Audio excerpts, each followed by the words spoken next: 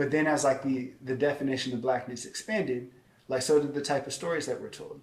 Like you think about, again, like you think about Remember the Titans coming out in 2001. That's the same year that Allen Iverson won MVP. Like it was like, so you were like either Allen Iverson, which is like, you know, fuck the police, or you're it's like Denzel Washington. A field nigga in the house nigga still like.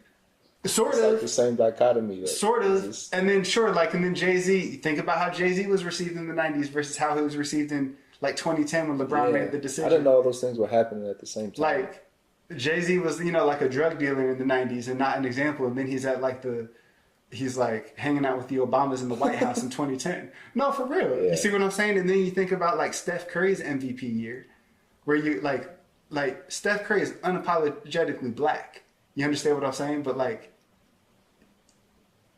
you think about how he expanded the way like basketball could be accepted to be played. You think about just like there's just a whole new definition of blackness, and then you think about like we don't have Boys in the Hood exclusively, you know what I mean? Or Remember the Titans. Now you have shows like Atlanta, like 2016. That's the same year, and that's like this avant-garde blackness.